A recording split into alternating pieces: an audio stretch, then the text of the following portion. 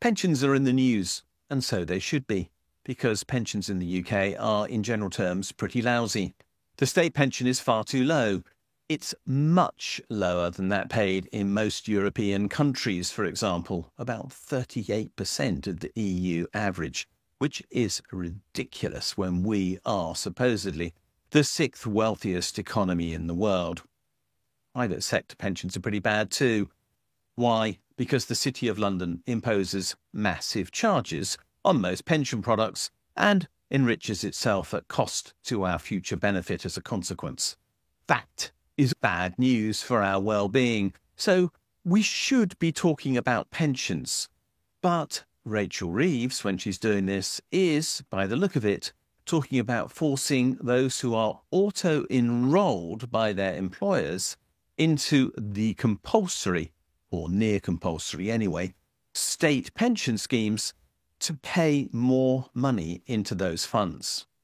There is no gain in this in terms of saving, because, quite simply, this will be eaten up in terms of excess funds to be withdrawn by the City of London in charges from now to the time when most people will retire.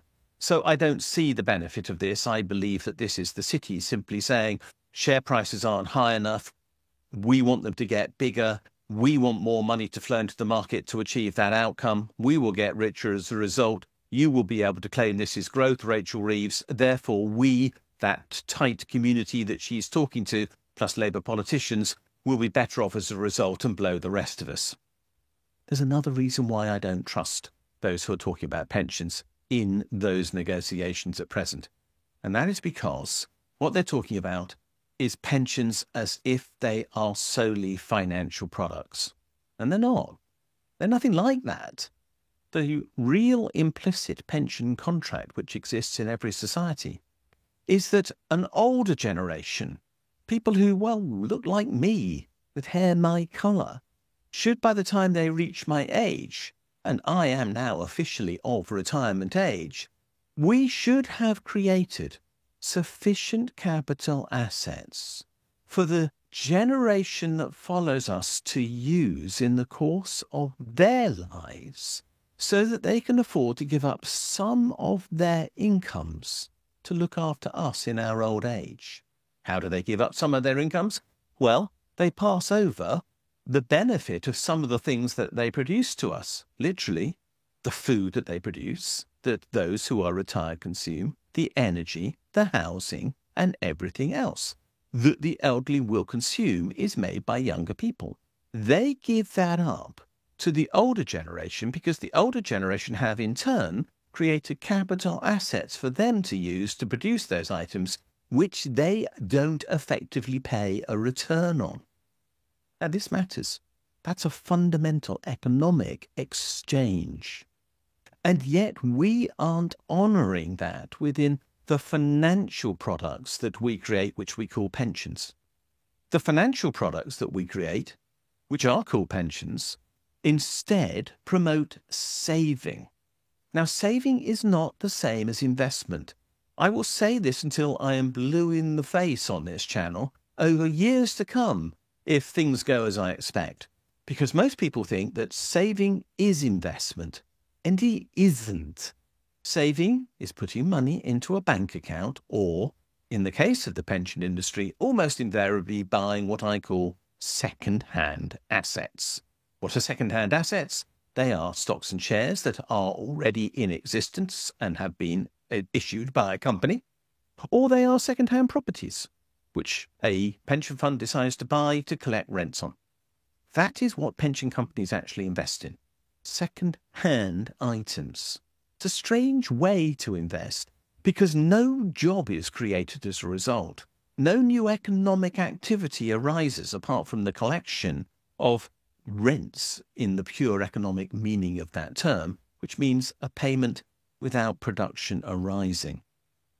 And therefore, this activity extracts reward from society, and what is more, saving in that way also takes money out of circulation in the economy in a way that depresses economic activity because it's not spent on consumption and therefore reduces growth. So the whole process of saving for a pension in pure economic terms if that saving goes into a financial product, is deeply negative as to its economic consequences. What's required is a form of saving that links the funds which are put aside to the creation of new assets for use in the economy, which in turn will be passed to the next generation so that they may, as I previously explained, use them to look after the likes of me when I reach the point when I can no longer work doing these videos or anything else. And that's what we need to do with our pension funds. But that's not what they do. Almost no pension fund money.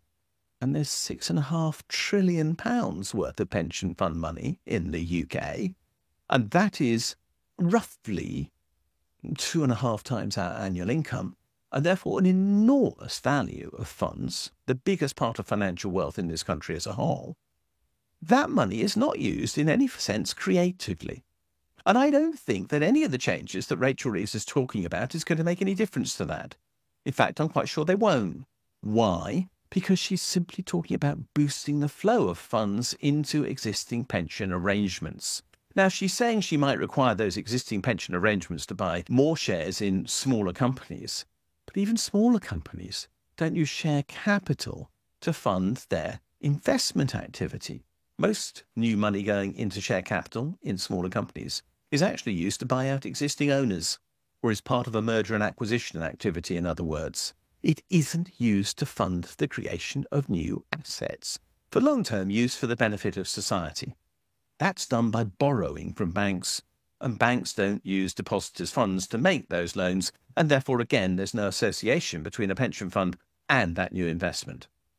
Unless those who are talking about changing the way in which our pension system works understand this fundamental pension contract between my generation, older people, and younger people who are going to forego their income to keep me when I am infirm, then they don't understand what they're talking about. And that is deeply dangerous, because the financial products they're creating will not fulfill the expectation that we in society have of them. And if that's the case, well, our pension system is going to remain not just pretty rubbish, but it's actually going to fail us in the end, because we're forcing more and more people into it. And there's no likelihood that the promise that it is creating will be fulfilled as things stand. And of course I'm worried about that. Who wouldn't be?